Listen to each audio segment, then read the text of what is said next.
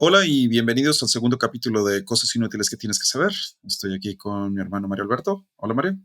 ¿Qué tal, Wisi? ¿Cómo están? Muchas gracias a todos por escucharnos. Bienvenidos a su segundo capítulo.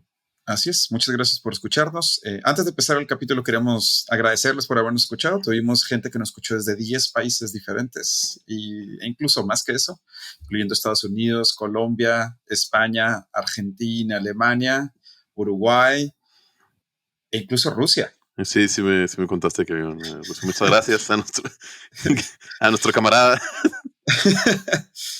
Pero bueno, justo antes de empezar el capítulo queremos dar un fe de ratas, en este caso soy yo. Cuando estábamos hablando de las fuerzas, yo mencioné que la fuerza centrípeta es la que va hacia afuera y la centrífuga es la que va adentro, lo cual, como ya sabemos, está mal. La fuerza centrífuga es la que va hacia afuera y la centrípeta con T es la que va hacia adentro. Pero bueno, además de eso tenemos los resultados del capítulo anterior. Mario. Desafortunadamente perdí yo. Ganó Luis Fernando con el 68% de los votos y yo solamente con el 32%. Entonces el primer ganador de Cosas Inútiles que tienes que saber es Luis Fernando con la historia de las plantas en el espacio. Así es, las plantas en el espacio. Perfecto, muchas gracias. Esperamos que disfruten este capítulo y nos vemos pronto. Nos vemos.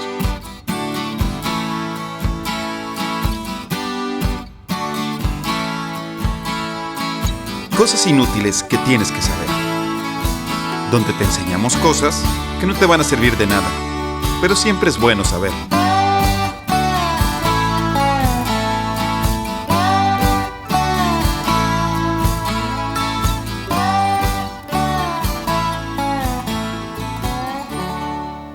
Hola y bienvenidos al segundo episodio de Cosas inútiles que tienes que saber, donde Mario y yo, Luis Fernando, te enseñamos cosas que no tenías ni idea que querías saber. Mario Alberto, ¿cómo estás?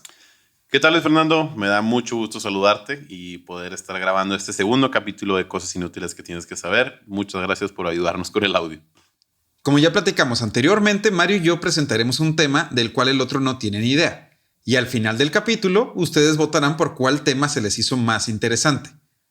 Una vez más, como no hicimos nada para decidir quién empieza este episodio, ¿verdad, Mario Alberto? Obviamente no hicimos nada. Pero como yo empecé el anterior, es el turno de mi hermano Mario Alberto. Pero antes de comenzar, fe de ratas. Tuviste fe de ratas. En el capítulo anterior dijimos que la luna terrestre no puede tener atmósfera, lo cual es mentira. Sí podemos tener atmósfera, solo que para eso necesitamos juntar entre 2 o 3 asteroides para inyectar de hidrógeno nuestra luna, para así generar un ciclo de agua y además acelerar la rotación de la luna para generar un campo magnético para que el Sol no destruya la atmósfera, y entonces sí podríamos tener una atmósfera en la luna terrestre. Hiper fácil. Es prácticamente imposible por ahora, pero sí podemos. No queremos que alguien venga y nos trolee y nos diga, oye, pero sí se... Técnicamente sí podemos. Técnicamente. Así que sí, en realidad sí es posible, aunque prácticamente en este momento es imposible. ¿Ok? Sin más, por el momento, demos comienzo a el segundo episodio. Mario, ¿qué tema tan interesante, comillas, nos tienes hoy? Bueno, el día de hoy, Luis Fernando, te traigo un tema, ya que no me dejaste hablar de mis Juegos Olímpicos y Olimpiadas. Un tema acerca de... Primera pregunta.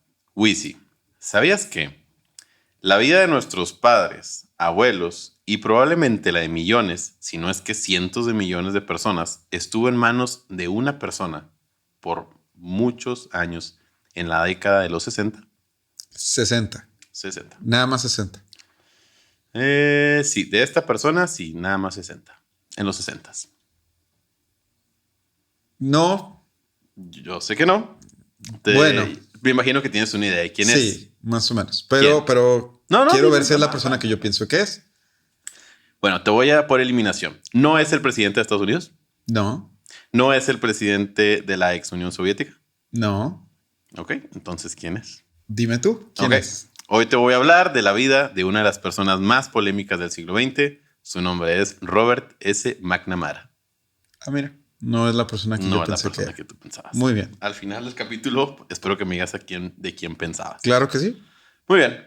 Robert S. McNamara nació el 9 de junio de 1916 en el seno de una familia de clase media, criado por las consecuencias de la Primera Guerra Mundial, McNamara se destaca por ser una persona sumamente inteligente, calculadora, de decisiones frías y hasta cierto punto un poco arrogante. Estudió en Berkeley los primeros años, aplicó para una beca de 3.200 estudiantes y ganó ir a Harvard. Llegó un punto donde lo llamaban la computadora McNamara o Mr. Lo Sabe Todo McNamara. Quise poner esto de los 3.200 porque de esas becas solo 3 personas entraron. O sea, el Sí, 0.1% de los que aplican lo consiguen. Sí era la computadora McNamara. Es decir, esta persona sí era muy lista desde pequeño. Ya graduado y con familia comenzó la Segunda Guerra Mundial. McNamara entró a trabajar al departamento de Control Estadístico de la Fuerza Aérea. De ahí mi interés en el tema. Era sumamente complicado entrar. Obviamente, esta persona entró batallando, pero no con muchos problemas. Pues no solamente buscaban inteligencia, sino liderazgo, criterio y sobre todo tenacidad en la toma de decisiones. Habilidad que McNamara lo llevaría a la cúpula del gobierno. Como primera tarea, analizaron la pérdida de aviones por misión y descubrieron que el 20% de los aviones en cada misión abortaba. Es decir, el abort the mission. Sí. Lo cual, en términos de Robert, era perder el 20% de la capacidad de guerra por misión, lo cual Claro. es bastante. Sí. Verás, cuando alguien aborta una misión, tiene que escribir cuando regresa a la base el porqué de la decisión. Descubrieron que eran mentiras. Las misiones eran abortadas por miedo. Esto era porque se perdía el 4% de los aviones por misión, lo cual no es tanto. No suena mucho. El problema es que por piloto eran 25 misiones por día. Ok. Eso quiere decir eso ya aumenta. que si comenzaban 100 pilotos y era 4 por misión, terminaban. Si comenzaban 100 pilotos y era 4% por misión en cada una, terminaban 37. Ok. Cuando comunicaron esto, el comandante en jefe lo resolvió de una manera muy heroica de su parte. Dijo, yo los acompañaré en cada misión y cada uno que aborte será condenado a la ley, no, a la corte marcial. Sí. Entonces, ¿por qué les cuento esto? Porque aquí tenemos el primer turno de McNamara de intervenir en la vida de muchas personas. Si bien los pilotos lo ven mal porque pues, los obligó, ellos tenían como que una excusa para poder sobrevivir. Sí, claro. Y ahora los obliga para otros, está ayudando a ganar la guerra. Entonces son encrucijadas éticas que le ponen a McNamara a la vida. Esta es la primera. Es como la típica del trolley, ¿no? Que decide si jala la palanca o no. Sí. Ya hablaremos de eso después en otro. En otra ocasión, analizaron las rutas aéreas entre India, China y Japón. Es decir, los aviones de aliados cargaban combustible en la India, lo dejaban en China, bombardeaban Japón y regresaban. La operación era tan mal organizada que técnicamente, en lugar de abastecer de combustible la base de China, cargaban combustible. McNamara contribuyó al análisis en la decisión de establecer la base mejor en las Islas Marianas, decisión que ayudaría a ganar la guerra, pero a la devastación de Japón. Segundo punto de la intervención de McNamara. Punto. Sí era un maestro en la administración de la milicia, pero para que alguien gane, alguien tiene que perder. Claro. Y en este caso, los japoneses eran los que estaban sufriendo. De hecho, McNamara confiesa que en una sola noche mataron a más de 100,000 civiles. La guerra ya no se trataba solamente de aventar bombas, sino saber dónde, cómo y cuándo aventarlas. Cuando le preguntan que si él sabía que esto iba a pasar, muy dudoso contesta, técnicamente fui parte de quien lo recomendó. Aquí comienza una de las etapas más tristes de la historia de McNamara y en sí de la humanidad en general. Verás, el análisis que hizo McNamara fue acerca de la eficiencia de los bombarderos, que los bombarderos era pésima. Al momento de analizarlo, llegó a una conclusión. El problema no era el bombardero. El problema es que Japón estaba hecho de madera. Ok. En ese entonces usaban bombas explosivas normales. La junta de la que intervenía McNamara decidió cambiarlas a bombas incendiarias. En un día destruyeron 135 kilómetros cuadrados de Tokio, lo cual equivale a 40 veces a Central Park. Pero la cuestión era, ¿por qué? ¿Por qué estaban incendiando ciudades? Verás, la única manera de derrotar a Japón era, uno, lo invadías por tierra, que como sabemos, Japón es una isla. Sí, es una isla. Entonces, pues más que una invasión sería un desembarco. ¿A qué te suena? A Normandía. Algo complicado porque para un desembarco necesitas ocultar tus barcos hasta que ya sea muy tarde, que necesitas ocultar tus barcos para que el enemigo no los vea hasta que sea muy tarde, ya no pueda reaccionar. Entonces es muy complicado porque lo más probable es que el enemigo te encuentre, llegue y en ese momento dispare contra tus tropas como pasó en Normandía. Exactamente. El segundo, La segunda opción que tenían era lo destruías desde el cielo. Estados Unidos venía, como tú lo mencionas, desde el desembarco en Normandía, en el cual en total murieron 226,000 soldados. Estados Unidos no se podía dar el lujo de otro día D, por lo que optó por la segunda opción. Literalmente, destruir a Japón desde el aire. McNamara fue fuertemente criticado por esto, sobre todo porque esta decisión orilló a los americanos a arrojar las famosas dos bombas nucleares, que es Little Boy y... No me acuerdo del nombre. Sé que la primera es Little Boy, pero no me acuerdo del nombre el proyecto Manhattan, Little Boy... Fat Boy. Fat Boy. A lo cual McNamara comenta, no muchos saben, pero antes de lanzar las bombas, en Estados Unidos ya habíamos incendiado el 58% de Yokohama, el 51% de Tokio. Tokio equivale al tamaño de Nueva York. El 99% de Toyama, el 40% de Nagoya, que era el equivalente a Los Ángeles, y si sigo con esta comparación, al 31% de Chicago, y al 10% de Cambridge, y la lista sigue y sigue y sigue. No quise anotar otras 20 ciudades. Todo esto antes de las bombas nucleares. En números gruesos, mataron del 50 al 90% de las ciudades en 67 ciudades de Japón. Ahora, también cabe resaltar, Japón es un país muy denso. Por lo mismo de que viven en islas, es muy denso. O sea, en realidad cuando destruyes una ciudad, estás destruyendo la ciudad, más los pueblos alrededor, más, como tú dices, el incendio que se genera y todo eso. Viven muy verticales. Sí, viven muchas personas sí. Por metro cuadrado. Ajá, exacto. Esta cantidad me llamó mucho la atención de 67 ciudades porque es exactamente los municipios que tenemos en el estado de Chihuahua. Entonces, imaginen que desaparece del 50 al 90% de los chihuahuenses en todos sus municipios. Sí, pero ahora multiplicado como por unas 5 o 6 veces, más, a lo mejor 10 veces la población en ese entonces que tenemos ahorita en Chihuahua. Ahorita. Un general, al terminar la guerra, le dice a McNamara, si hubiéramos perdido la guerra, tú y yo estaríamos juzgados por crímenes de guerra como los nazis. Sí. Totalmente. McNamara dice totalmente. No hay forma sí. de las decisiones que tomamos hayan sido pues con problemas bastante éticos. Sí, claro. Tercera llamada para McNamara de si estuvo bien o estuvo mal. Cuando a él le preguntaron acerca de las bombas incendiarias, él se respaldó diciendo la segunda opción era un día D. Uh-huh. Entonces, la guerra es fría, teníamos que tomar una decisión. Sí, claro, y un estadounidense no va a decidir salvar más vidas japonesas por sacrificar Nunca. Estadounidenses. O sea, no. La guerra es la guerra y como tú dices, pues al final vale más la vida de tu gente que la de cualquier país. A tus ojos vale más la vida de... Sí, claro, sí. Una vez concluida la guerra, McNamara se fue a la iniciativa privada, a la compañía Ford, donde trabajó por años. Y aquí viene otro de los logros de este personaje.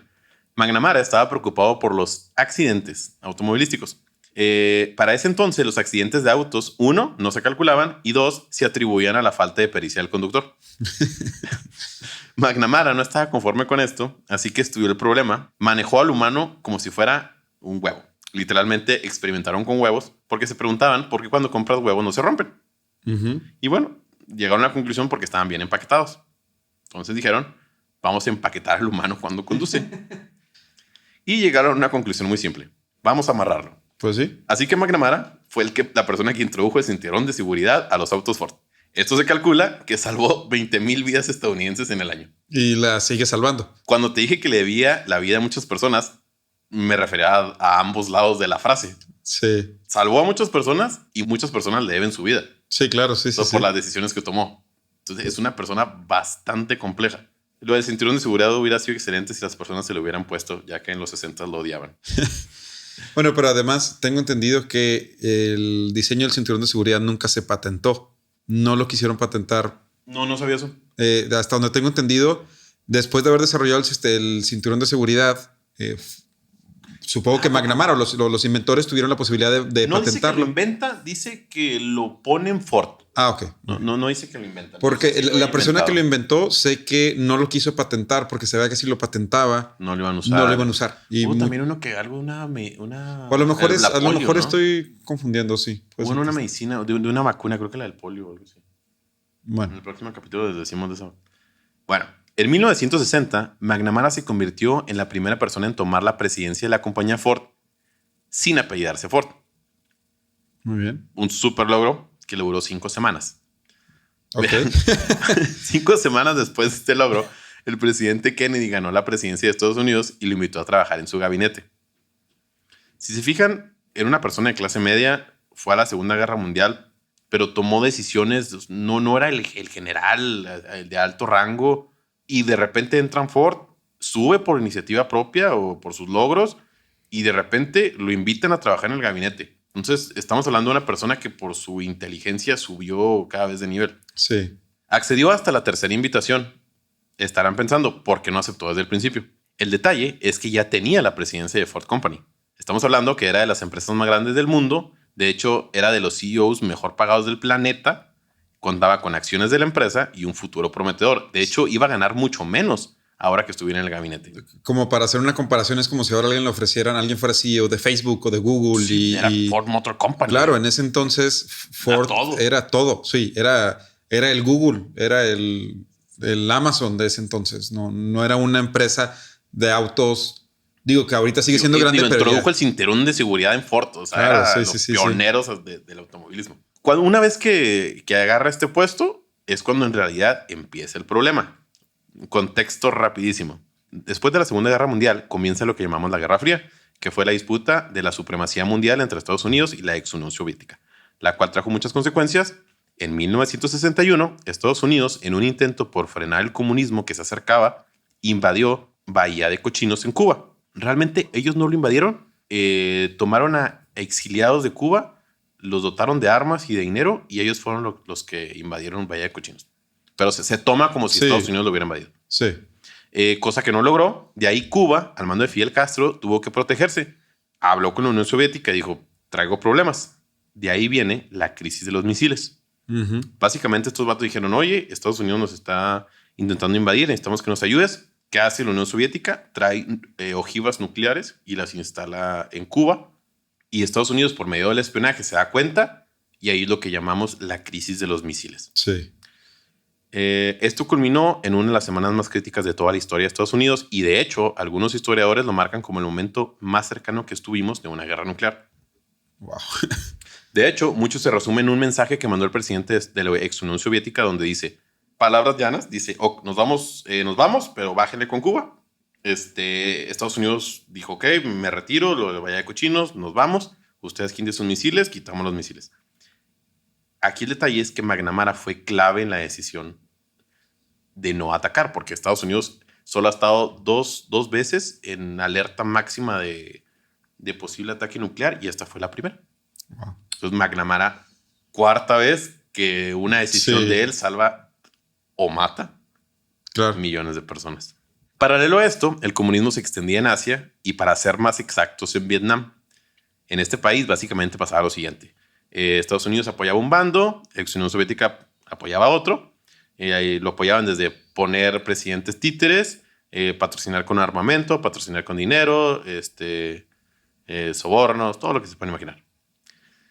Una vez empezada la guerra de Vietnam, McNamara comienza con lo mismo que hizo en Japón. Comienza a bombardear Vietnam. Y no fue él, pero sí contribuyó a comenzar en sí la guerra totalmente, ya cuando empezaron a desembarcar ahí. Antes solamente patrocinaban a Vietnam del Sur, perdón. Sí, Vietnam del Sur. Hay un detalle. No, al revés, Vietnam del Norte. No, Estados Unidos era Vietnam del Sur. Ok. Y Unión Soviética era Vietnam del Norte. Había un detalle. Él sabía que no podían ganar. Y no era tanto por el poderío militar que tuviera Vietnam, ya que Estados Unidos lo superaba 10, 15 veces a uno, sino por el contexto sociopolítico que cruzaba Estados Unidos en ese entonces. Recordemos que estamos en los años 60, ¿eh? Aquí la gente exigía todo menos una guerra. O sea, había un desorden mundial. Había un enemigo invisible, que era la Unión Soviética, que eran los que apoyaban a Vietnam del Norte, y un clima literalmente espantoso en Vietnam. Y para culminar esta pirámide de problemas, una sociedad vietnamita que prefería morir antes de rendirse. Claro. Estados Unidos no podía ganar la guerra si no era con un aplastante poder militar, cosa que no podía realizar. Si yo te digo, ¿crees que le gane al Canelo? No. No, definitivamente no creo que le gane. No. Pero si el Canelo nada más va a pelear con una mano y está amarrado de los pies y la otra mano. Pues ya hablando, sí. Básicamente fue, o sea, Estados Unidos sí perdió la guerra de Vietnam, pero realmente porque no pudo utilizar todo su armamento. Si Estados Unidos hubiera podido, sí, no. hubiera querido ganarla, lo hubiera ganado. Claro. Pero no podía, no por su poderío, sino porque trae un problema sociopolítico gigantesco en casa.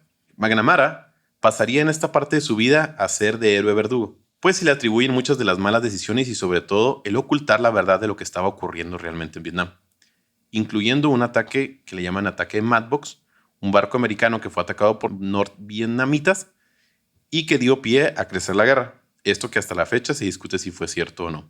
Sobre todo, la crisis social de identidad que generó la guerra. McNamara, en una ocasión pasados los años, visitó Vietnam y de hecho se entrevistó con el exministro de Relaciones Exteriores en los años de la guerra, es decir, su homólogo, pero de Vietnam. El exministro le comentó: señor McNamara, usted y sus compañeros estaban totalmente equivocados. Nuestra gente peleaba por su independencia, la de usted para esclavizarnos. McNamara le dijo: me vas a decir que a ustedes no les pudo perder 3.4 millones de habitantes, lo cual equivaldría en mi país, en Estados Unidos, a perder 27 millones de estadounidenses. No lograron nada, ministro. Obtuvieron exactamente lo mismo que cuando empezó la guerra. A lo cual el exministro contestó: señor McNamara, usted nunca debe haber leído un libro de historia. Nosotros no fuimos peones de los chinos, no fuimos peones de los rusos. Llevamos peleando con los chinos más de 1000 años. Estábamos peleando por nuestra independencia y hubiéramos peleado hasta el último hombre y nunca nos hubiéramos rendido por su bombardero. Moriría hasta el último vietnamita. Sí, claro, siempre han dicho los vietnamitas iban a morir libres. Hoy, mañana o en los 60 es que iban a morir libres. Creo que hay un ave, el quetzal. Sí, de Guatemala. Que cuando lo encierras prefiere morir. Sí, exacto. Básicamente los vietnamitas no es que no había forma, no saben vivir de otra manera si no es libres y no se iban a rendir. Una vez pasado esto, al borde del colapso nervioso, McNamara renunció o lo renunciaron. De hecho, él mismo dice que no sabe si lo corrieron o no. Él renunció en 1968. Le concedieron la medalla de la libertad y en su discurso final dijo: señor presidente, no puedo encontrar las palabras para expresar lo que siento. Así que las diré en otra ocasión. Es todo lo que dijo. No los volvió a decir. No los volvió a decir. No les dijo. No, estamos hablando de las personas más emblemáticas de los años 60 y terminó su último discurso con el señor presidente. Estamos hablando con el vato que estuvo cuando mataron a Kennedy. Sí, claro. O sea, sí, él fue la mano derecha con la guerra de los misiles, el problema de los misiles, el inicio de la guerra de Vietnam, cuando entra el presidente Johnson y lo último que dijo: no tengo palabras, se las diré en otra ocasión. Pues sí. Se levanta, da la mano, le dan su medalla y se retira. Pues sí. Para este punto, ni siquiera la mitad de los estadounidenses que perdieran la vida habría sucedido. O sea, todavía le faltaba años a la guerra de Vietnam. Sí, claro. Sí. Llegó un momento en el que Estados Unidos tuvo 500,000 de personas allá. O sea, era impresionante. Bueno, pues esta nada más es la mitad de la historia de McNamara, porque después de eso fue electo presidente del Banco Mundial desde el 68 hasta el 81. Del Banco Mundial. Wow. Sí. Está Robert McNamara. Después falleció el 9 de julio del 2009 causas naturales. Ya, pues no.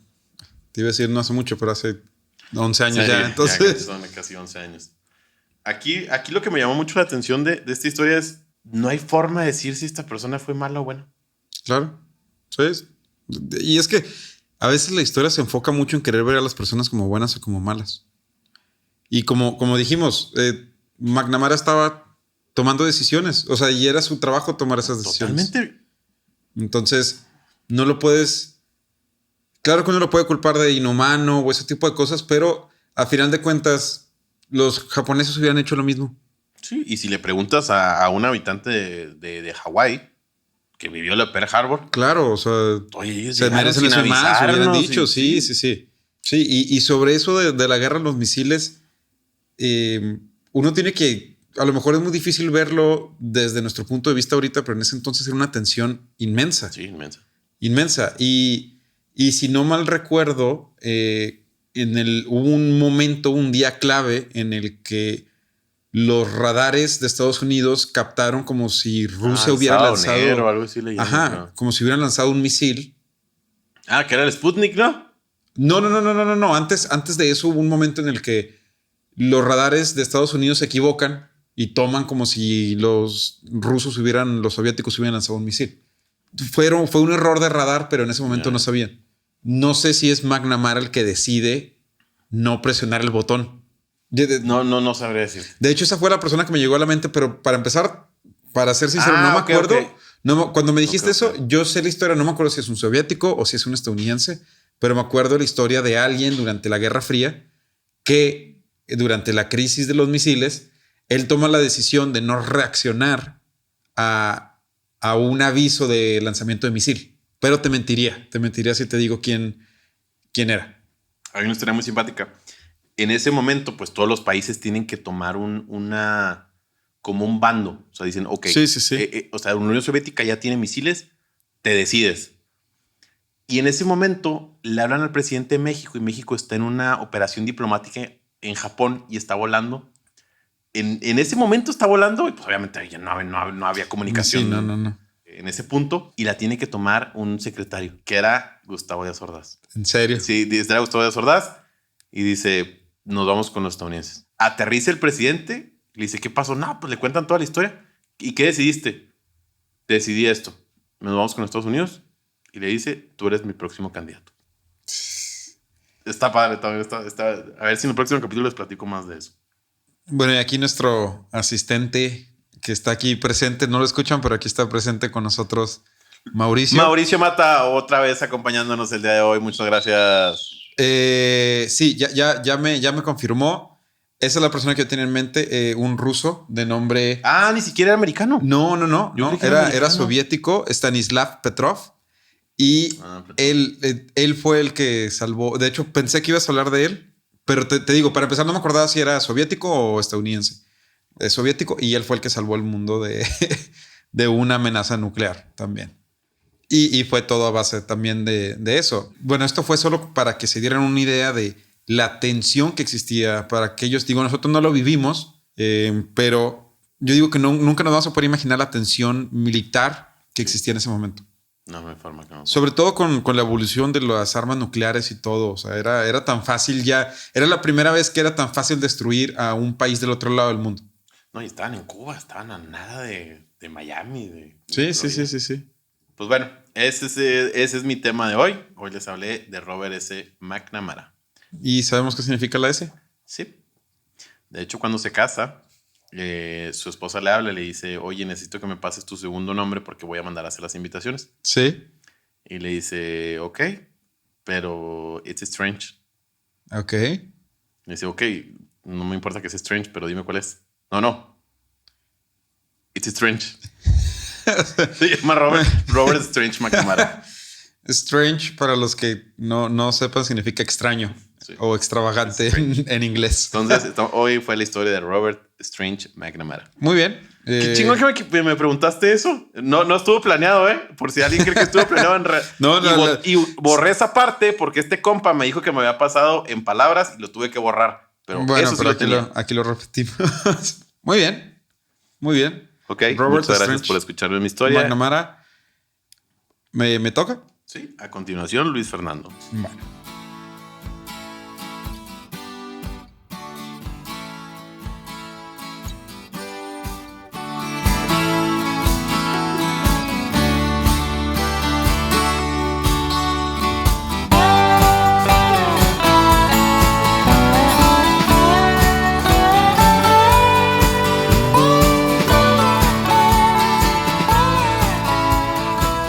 Imagina que eres un controlador del Aeropuerto Internacional de Atenas.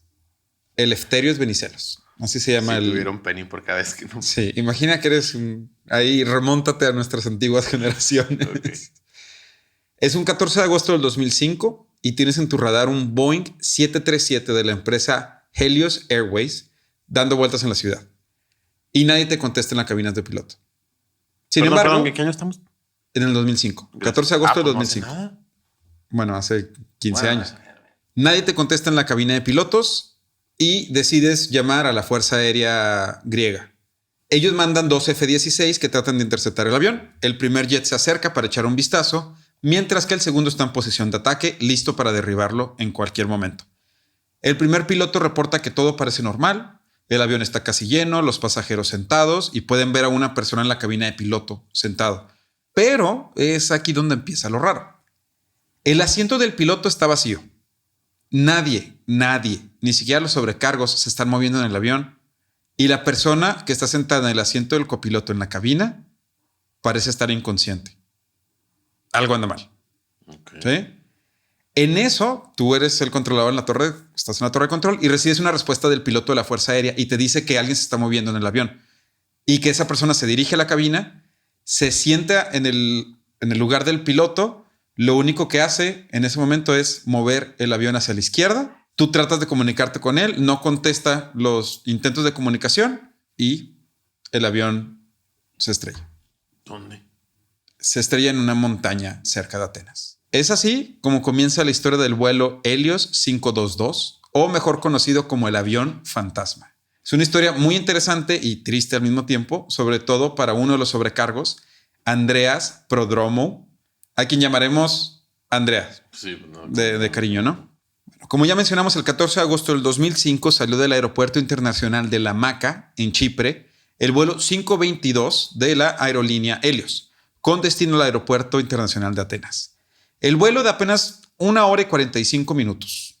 Pero me perdí. ¿De dónde iba? Iba de La Maca, en Chipre, que es una de las ciudades más grandes de Chipre. La isla es una isla griega que está al lado de Turquía. Ya. Bueno, no es griega. Culturalmente ellos se sienten más griegos, pero es un país independiente. Se llama Chipre. Sí, es un país. Sí, sabía que era un país. Sí. Bueno, el vuelo es de 1 hora y 45 minutos. Es un vuelo corto. Helios es una aerolínea de bajo costo chipriota que opera apenas 3 aviones. Tiene un muy reducido equipo de trabajo. De hecho, todos ellos se conocen. O sea, los sobrecargos y los pilotos se conocen entre ellos porque solo son 3 aviones. Y en esta ocasión, el vuelo tiene 121 pasajeros. El piloto alemán Hans-Jürgen Merten, de 58 años, que era digamos como un freelancer. Sí, no trabajaba para la aerolínea, pero la aerolínea lo contrató a destajo. Sobre todo en la temporada alta. De los 58 años del piloto, 35 de ellos los pasó volando aviones. O sea, tenía 35 años de experiencia y 16,900 horas de vuelo. O sea, era un piloto experimentado. Pues. Sí, claro. Y luego Pampos Charalambous, un piloto chipriota de 51 años que estaba volando como primer oficial. Él tenía aproximadamente 7,200 horas de vuelo y tenía 4 sobrecargos. La griega Luisa Bouteri, que era la jefa de sobrecargos, estaba reemplazando de hecho a una amiga en ese vuelo. Meropi Sofokelos, Charis Charalampous, que es de hecho novia de Andreas, y nuestro amigo Andreas Prodromou, de 25 años, que decidió tomar el vuelo por 2 motivos. Perdón, ¿Andreas es hombre o mujer? Es hombre. Ok, perdón. Sí. Decidió tomar el vuelo por 2 motivos. Uno, un compañero de él se reportó enfermo y además, el segundo aprovechó para acompañar a su novia en el vuelo a Grecia. Estos 3 últimos eran chipriotas también. Okay. ¿Sí? Bueno, el 737 despegó a las 9 de la mañana, después de todos los chequeos prevuelos, sin ningún problema, y todo va bien al momento del despegue. Conforme van ganando altitud, al llegar a los 12,000 pies de altura, una alarma empieza a sonar en la cabina. Los pilotos, con sus años de experiencia, escuchan la alarma y dicen, es la alarma de problemas con configuración de despegue, lo cual no puede estar encendida si no estás en tierra. Es muy raro que esa alarma esté encendida si no estás en tierra. Entonces el piloto se comunica con la torre de control y les dice que hay un error que si bien no debería de afectar el vuelo, pues que sepan que el avión tiene un error con esa alarma. Pero en eso recibe una alarma de que la aeronave tiene poco flujo de aire a través de los abanicos de enfriamiento y entonces el piloto sabe que algo no está bien. Mientras tanto, estamos en el despegue. Los pasajeros siguen en su vuelo sin incidentes, están despegando. ¿Cómo? O sea, eso lo supo desde que estaba despegando. Sí. Cuando empieza a despegar suena la alarma y mientras está sonando esta alarma se activa también la otra alarma del flujo de aire. Okay. ¿Sí? Durante este tiempo los pasajeros están tranquilos en su despegue, no notan nada raro hasta que caen las máscaras de oxígeno. Entonces los sobrecargos se tratan de comunicar con los pilotos y nunca les contestan. Entonces los sobrecargos les piden a los pasajeros que se coloquen las máscaras de oxígeno. Exacto, que se coloquen las máscaras de oxígeno. Sin embargo, los pilotos no tenían ni idea que las mascarillas habían caído, ya que ellos estaban ocupados tratando de solucionar el problema con los ingenieros en tierra. A todo esto, esta misma aeronave había tenido un problema el día anterior al llegar a Londres. Sí, este 737 que estaban volando. La tripulación de ese vuelo reportó un problema con una puerta de seguridad congelada. Un ingeniero del aeropuerto de Londres la revisó e hizo una prueba de presurización y dio visto bueno para que la nave siguiera volando. De hecho, el ingeniero estaba en la misma llamada para tratar de solucionar el problema. Y es aquí donde las cosas empiezan a complicar. En la cabina de pilotos había problemas de comunicación. Los ingenieros querían asegurarse de que el sistema de... Pero a ver, la cabina, o sea, en la cabina del avión de... Bueno, sí, es que digamos, hay cabina de pilotos y cabina de pasajeros, ¿no? ya te entendí. Sí, o sea, perdón.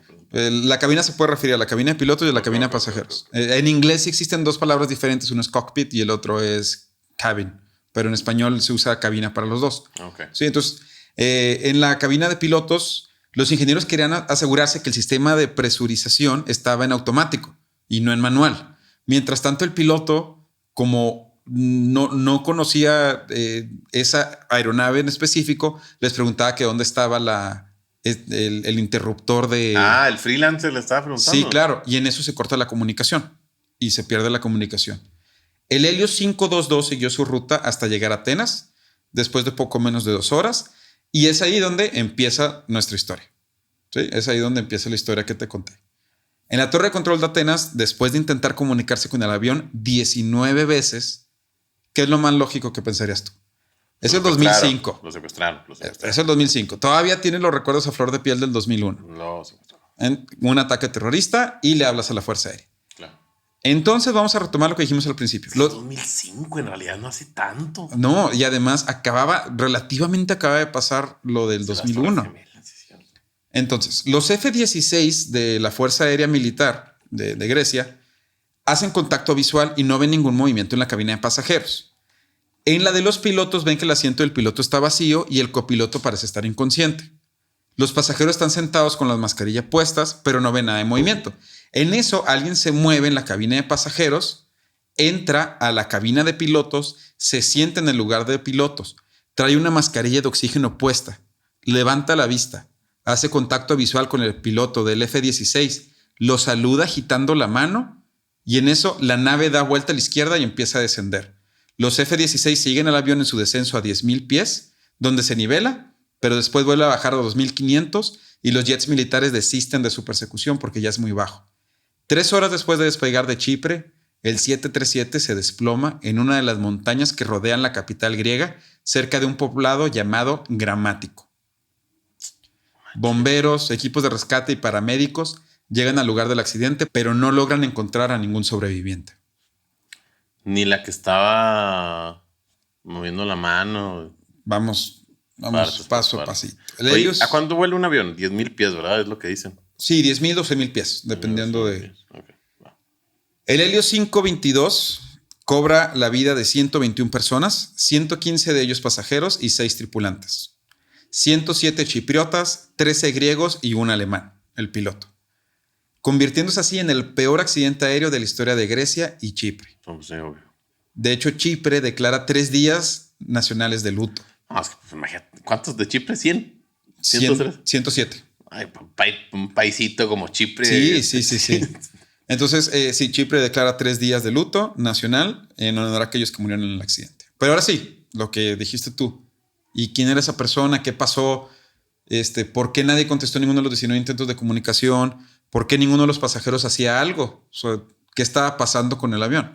Bueno, la investigación subsecuente, porque todo tuvo que ser a través de investigación de la caja negra y los restos del avión, y además es protocolo de todo accidente aéreo, arrojó varios resultados. Para empezar, la persona en la cabina era el sobrecargo Andreas Prodomou. Andreita, la que traemos en... Una de las primeras teorías que la gente sacó luego es que Andreas había estrellado el avión a propósito, ¿sí? Que lo secuestró, por eso dio la vuelta a la izquierda tan brusca y empezó a descender hasta estrellarse con la... Sí, para eso hubiera tenido que amordazar a los pilotos. Pero ya los tienen. Pero el copiloto estaba inconsciente. ¿Sí? Sí, porque está inconsciente. Entonces, bueno. Entonces se descarta. Porque en los estudios de la aeronave demostraron que la vuelta a la izquierda que hizo Andreas no fue intencional. La turbina izquierda se quedó sin combustible, lo cual forzó al 737 a una vuelta brusca y descender. Sí, si te quedas sin combustible en el motor izquierdo, das vueltas a la izquierda. La conclusión de los investigadores fue que el Helio 522 se estrelló a causa de falta de combustible en ambas turbinas. ¿Sí? Punto número 1. Entonces no lo estrellaron. No lo estrellaron. Se quedó sin combustible. Claro, se quedó sin combustible. Durante la misma investigación, uno de los encargados encontró el panel de control de la presurización del avión y tenía la manija indicando control manual y no automático. ¿Qué significa esto? La aeronave estaba esperando que los pilotos ajustaran la presurización del avión conforme iban ascendiendo en el despegue. ¿Sí? Lo cual es un caso atípico, pero es extremadamente raro que un piloto tenga que ajustar esto de forma manual, ya que siempre es automático. ¿Sí? Lo del aire. Sí, la presión de la presurización del avión. Entonces, esto significa que conforme el avión iba ganando altitud, iba perdiendo presión dentro. ¿Sí? Se iba perdiendo aire dentro del avión. Al parecer, el ingeniero de Londres, cuando hizo las pruebas de presurización, olvidó regresar el interruptor automático. Lo tenían manual para hacer las pruebas y olvidó cambiarlo automático. No manches. La tripulación de igual manera pasó por alto en los 3 chequeos previos del despegue esta configuración, lo cual es también raro porque casi nadie cambia esta configuración. Siempre está en automático. Es raro que alguien lo cambie manual. Una vez que el avión llegó a 12,000 pies, mientras iba perdiendo presión poco a poco, una alarma empezó a sonar en la cabina de mando. ¿Sí? La alarma que mencionamos al principio.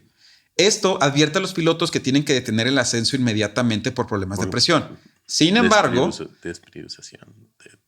¿Cómo lo dirías? Despresurización. Sin embargo, en el Boeing 737, esta alarma es la que mencionamos al principio, es muy, muy parecida a la alarma de problemas en configuración del despegue, que solo se enciende cuando estás en tierra. Bien. La alarma, para que te des una idea, la alarma de advertencia de altitud es muy raro que suene. De hecho, hay pilotos que pasan toda su vida sin escucharla.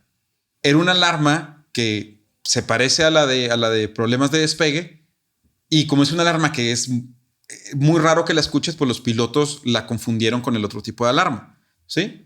Una vez que encontraron la caja negra por los investigadores, de hecho descubrieron que Andreas trató de comunicarse en varias ocasiones con la torre de control e incluso hizo 5 llamadas de Mayday. Pero en las llamadas se le escuchaba agotado, sin energía y de cierta manera desesperado. Es decir, Andreas estaba tratando de salvar el avión, no estaba tratando de estrellarlo. Las llamadas nunca llegaron a la torre de control, ya que la radio seguía entonada a Nicosia, que fue el último lugar en Chipre en el que se tuvo contacto con la aeronave. Y él no sabía cambiarlo a comunicarse con Atenas. No manches. Pero la historia no acaba ahí. Estamos hablando de la cabina de pilotos, vamos a pasar a la cabina de pasajeros. La tripulación ve las mascarillas caer. Se tratan de comunicar con los pilotos y los pilotos no responden. Entonces deciden decirle a los pasajeros que se pongan las mascarillas. Las mascarillas de oxígeno en un avión solo tienen algo como 12 minutos de oxígeno. ¿Sí? Ese es tiempo suficiente para que los pilotos desciendan el avión de manera casi vertical. Si hubiera pilotos. Sí, claro. A una altitud en la que las mascarillas ya no son necesarias y las personas ya pueden respirar de manera natural sin necesidad de oxígeno, en caso de una emergencia. Sin embargo, las mascarillas pueden caer de forma automática. Sí. Y en ese entonces no era notificado a los pilotos. Entonces los pilotos no sabían que había en realidad un problema de falta de oxígeno en el avión. Las mascarillas de los pilotos no se activan de manera automática, esas las tienen que activar ellos de manera manual. Y como ellos no sabían que estaban teniendo un problema de aire, simplemente nunca lo hicieron. Después de estos 12 minutos, todos los pasajeros quedaron inconscientes a consecuencia de hipoxia. A ver, tiempo. Entonces, ¿cayeron las máscaras? ¿Se la pusieron? Cayeron las máscaras, se las pusieron, pero se terminó el oxígeno. Sí, claro. De las máscaras. Porque cuando caen las máscaras y te las pones, tienes 12 minutos que es más que suficiente para que un avión baje de manera segura a una altitud en la que ya puedes respirar oxígeno por ti mismo. Okay. En este caso, los pilotos, como no sabían lo que estaba sucediendo y no sabían que las mascarillas habían caído en la cabina de pasajeros, nunca lo hicieron. Okay, entonces, todos los pasajeros quedaron inconscientes a consecuencia de hipoxia, que es falta de oxígeno, que según expertos es muy parecido a quedarse dormido. ¿Sí? La falta de oxígeno también afecta tu capacidad de reacción y eso puede ser un motivo por el cual los pilotos empezaron a responder de una manera errante. ¿Sí? El avión, que estaba en piloto automático, siguió su rumbo sin problemas, con todos sus pasajeros inconscientes, incluyendo los pilotos. Qué desesperación debe haber sido para las personas que vieron caer las máscaras. Claro. No hay problemas. Sí, no. Pero me la pude poner. Dímelo a mí, que tengo ansiedad de volar. O sea, esa persona me dijo, cayó la máscara, hay un problema. Me la puse, o sea, ya. Ya, sí. Sí, y después de 12 minutos no me está saliendo oxígeno de esta máscara. Sí. Digo, dicen que empiezas como a sentirte somnoliento y caes dormido. Esperemos que no haya sufrido nadie. A partir de este momento no queda más que suponer lo que pasó, ya que no se sabe con certeza cómo le hizo Andreas para sobrevivir la falta de oxígeno. Pero hay teorías. Mientras una persona normal no puede durar más de 12 minutos con el oxígeno de las mascarillas, el sobrecargo Andreas, buzo amateur y veterano de las Fuerzas Especiales Chipriotas, no es cierto, estaba entrenado para aguantar más tiempo sin oxígeno. Un 737 cuenta con 4 mascarillas portables con más oxígeno que las normales. Andreas utilizó una de estas. Después del 11 de septiembre, todos los aviones fueron remodelados para que las puertas de la cabina de piloto no se pudieran abrir desde afuera más que con un código. Sabemos que Andreas golpeó la puerta porque eso sí se escucha en la caja negra del avión y se escucha que ingresa el código para entrar a la cabina de pilotos. Una segunda mascarilla fue encontrada fuera de su lugar en los rastros del avión y la mascarilla tenía rastros de ADN del piloto, lo que indica que Andreas agarró una de estas mascarillas para tratar de revivir al piloto, pero en ese momento ya era muy tarde. O sea, para este momento todas las personas en el avión, exceptuando a él, se encontraban ya en un coma irreversible por falta de oxígeno al cerebro. El sobrecargo, de hecho, estaba estudiando para ser piloto y ya tenía una licencia de piloto. De hecho, por eso él estaba trabajando en la aerolínea como sobrecargo, porque quería empaparse más en los temas de aviación. Tenía su licencia, pero sin embargo toda su experiencia era con aviones pequeños. Los expertos concluyeron que a pesar de la experiencia de Andreas para volar aeronaves, no era suficiente para aterrizar un avión del tamaño de un 737. E incluso si hubiera podido tomar control del avión, no tenía tiempo suficiente para aterrizarlo, ya que solo pasaron 10 minutos desde que entró a la cabina, el avión se quedó sin combustible y se estrellara contra la montaña. Después de un tiempo se comprobó que Andreas entró antes a la cabina, antes de que lo vieran los F-16, pero los investigadores también llegaron a la conclusión que la situación psicológica del sobrecargo en ese momento era muy difícil. Durante 2 horas de vuelo vio con desesperación cómo las personas con las que trabajaba cayeron inconscientes y morían lentamente. Además, no sabemos con certeza cuánto tiempo transcurrió entre el uso de la mascarilla normal de Andreas y el cambio a la mascarilla portátil. Así que existen posibilidades de que también hubiera sufrido daños por falta de oxígeno. Sí. Hay que recordar que en la última grabación que se tiene de él, su voz se escuchaba exhausta. No había nada que Andreas pudiera hacer en ese momento más que esperar a que su máscara se quedara sin oxígeno o que el avión sin combustible. Y él lo sabía. Oh, manches. Él lo sabía. Después del accidente, Helios cambió de nombre, desapareció tan solo un año después del accidente. El CEO, el jefe de operaciones y el jefe de pilotos de la empresa fueron acusados de homicidio imprudencial de 119 personas por negligencia y pagaron una fianza de 75,000 euros cada uno. Boeing cambió inmediatamente el sonido de la alarma. No hubo juicio contra Boeing, pero cambiaron inmediatamente el sonido de la alarma y agregaron una luz para indicar cuando el interruptor de presurización del avión está puesto en manual. No manches. En la cima de aquel monte cerca de Atenas yace un monumento en honor a los pasajeros que fue testigo de uno de los accidentes más trágicos y raros de la historia de la aviación. No manches. Y esta es la historia del Helios 522 y de nuestro amigo Andreas, el Siento sobrecargo. Que es como la acumulación de eventos desafortunados. Sí, o sea, sí, como claro. si algo, esto va a salir mal y sí. Lo otro va a salir mal y... Sí. Oye, qué desesperación para el vato estar viendo que se están cayendo y no sabes qué onda. Sí, claro. Todo lo que pudo salir mal, salió mal. E incluso yo creo que las cosas que más me impresionan de esta historia es que Andreas estuvo consciente las 2 horas del vuelo. Bueno, relativamente consciente, no sabemos en qué nivel, pero estuvo consciente las 2 horas de vuelo. Oye, saludó a los vatos. Saludó a los pilotos de los F-16. No sabemos cuántas veces estuvo tratando de agarrar coraje para tratar de aterrizar el avión. No sabemos si ni siquiera quiso intentarlo para no arriesgar a la población de Atenas. Pues sí, es cierto. Sí, es cierto. Ni siquiera tenemos comunicación con él. Los audios que se tienen con él son audios que se recuperaron después del accidente en la caja negra del avión. Qué feo. Y esa es la historia del avión Está fantasma. Bien.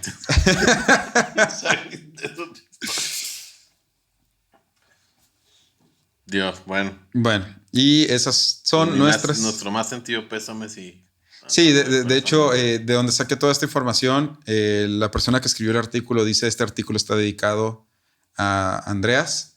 Son cosas que no deben de volver a pasar. Yes, exactamente. Creo que ese es el punto. Y por lo mismo, cada vez que hay un accidente aéreo se hace una investigación exhaustiva de qué fue lo que pasó. No es para culpar a alguien. Digo, obviamente hay intereses legales detrás de los accidentes. Se cree mucho que esto pudo haber sido algo que haya sucedido en el accidente de Malaysia Airlines también. Que también desapareció. Sí. Porque ya hay un antecedente que es el de este vuelo. Pero a partir de eso, ya los Boeing cambiaron de sonido, se agregaron nuevas luces, se agregó un nuevo chequeo al momento del despegue para que te asegures de que el sistema de control de presurización del avión esté activado en automático y no en manual. Pero, pues, a costa de 121 vidas. ¿Está buena tu historia? Gracias, la tuya también. Está muy buena. Y de hecho, ¿relacionas con aviación las dos? Sí, de hecho, y de cosas que no nos gustaría estar platicando. Sí. De hecho, pensé mucho hablar de este tema porque está un poco oscuro. Ninguna de las dos historias tuvo que haber pasado, pero... O tuvo un final... Bueno, la tuya no tuvo un final tan infeliz, pero esta sí. Sí, esta estuvo bastante complicada. Pero bueno, este es nuestro episodio número 2 de Cosas Inútiles que Tienes que Saber. Voten, por favor. Sí, vamos a ponerles para que voten acerca de la historia de la aviación de Andrea o de la historia de Robert S. McNamara. Muchísimas gracias por acompañarnos el día de hoy. Nos da mucho gusto que nos acompañen en este segundo capítulo. Gracias por escucharnos. Estaremos pronto disponibles en donde sea que escuches tus podcasts. Ahí estaremos. Muchas gracias, señores. Buenas noches. Gracias, buenas noches.